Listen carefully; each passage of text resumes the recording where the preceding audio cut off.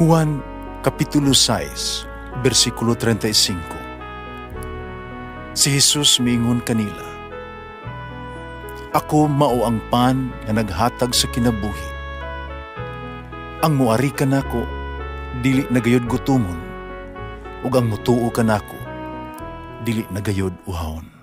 Ang mga puno Pan sa kinabuhi.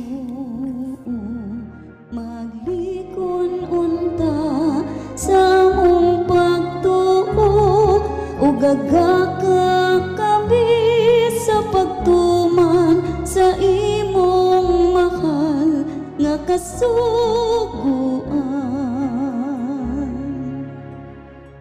Ginoo man na kaninyo.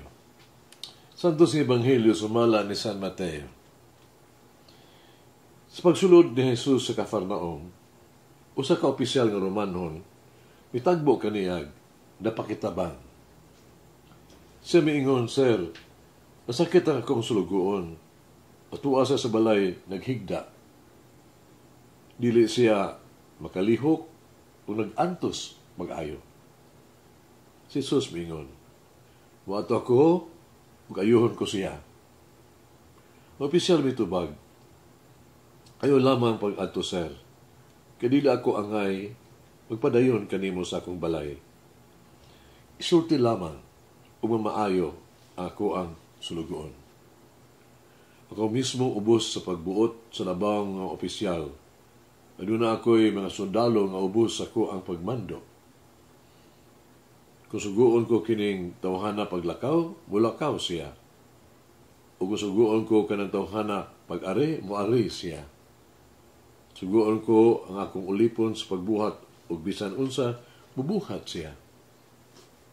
Natingala sa Jesus sa mga pagkabati ni ini, miingon siya sa mga tao nga mikuyog kaniya, "Sutihan ko kamo.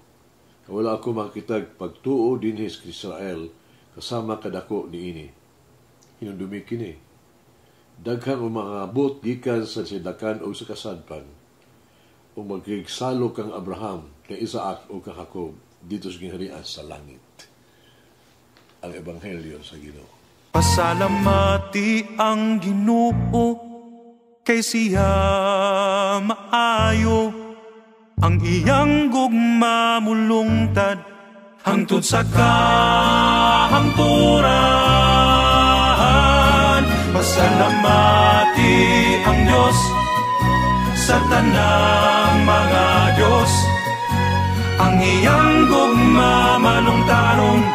Pasalamati ang Ginoo sa mga Ginoo, ang iyang gugma malungtaron.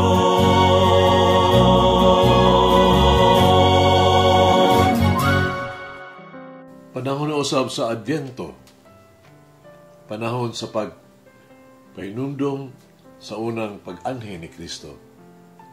Panahon sa usab alang sa simbahan nga nagpaabot sa kaduhasang pag-anhi ni Kristo na mahimong usa ka mahimayaon, parosiya. Dugang pa, panahon usab kini alang kanato, natong tanan, nga andam kanunay sa pag-abot ni Kristo sa ato ang kinabuhi dinhi o karon. Wala kini pasabot nga tali sa iyang unang pag-anhi o sa iyang pagbalik diha sa Maya. Si Jesus nagkabiling layo sa itong kinabuhi. No.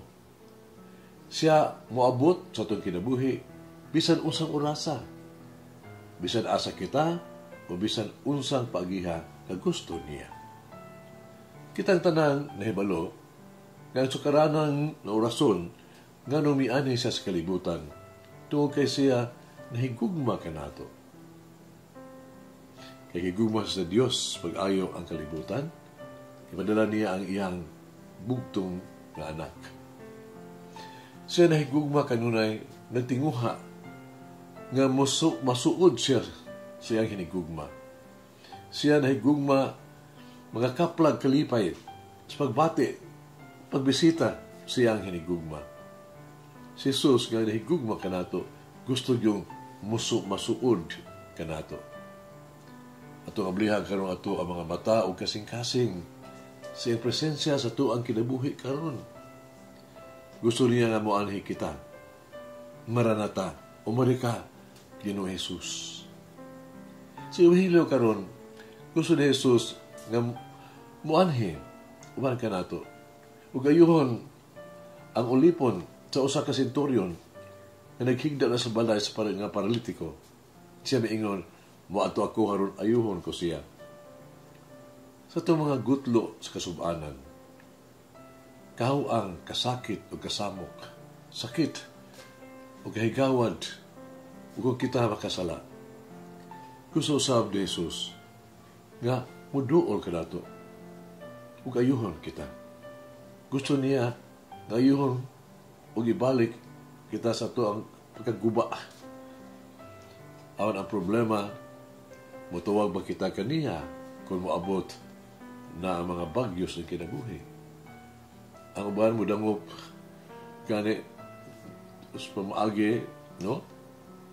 Daw pagsagubang sila kalisdanan at tumudangop sa droga, kalingawan, sex, alcohol, kwarta, uban pa. Pila gani mo tuman sa radikal kaayong pamaagi, no? Pagtapos sa maong kalisdanan, pinaagis pagpatay sa kagulingon.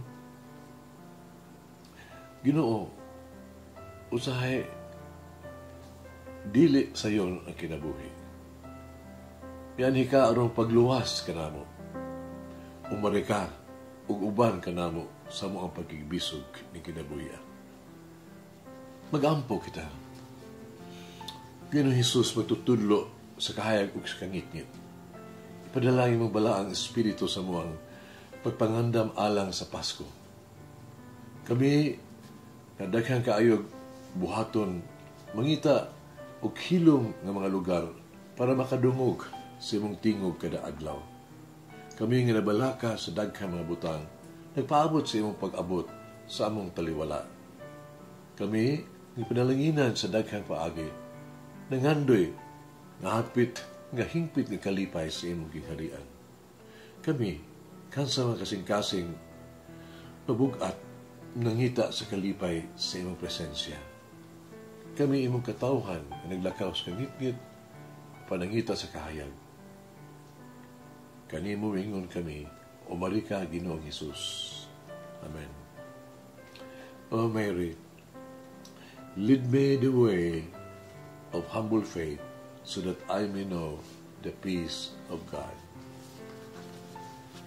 Manalangin ang Diyos magagahom sa tanan, Amahan, Anak, Espiritu Santo. Amen. May the Lord of the divine mercy bless us all, heal us from all diseases and suffering. Ayun unta niya kita, tanang mga sakit na sa lawas, o sa kalag, body and soul. In the name of the Father, the Son, and of the Holy Spirit. Jesus, I trust in you. Amen. Whoever eats the bread of life will never hunger, says the Lord. Kay galaan inyong nabati ang pagpaambit ug hamubong pamalandong sa pulong sa Dios pinaagi sa tulumanon pan sa kinabuhi nga gidumala ni Monsignor Daddy Silva. Hangtod na usab sa sunod higayon, daghang salamat. The bread of life.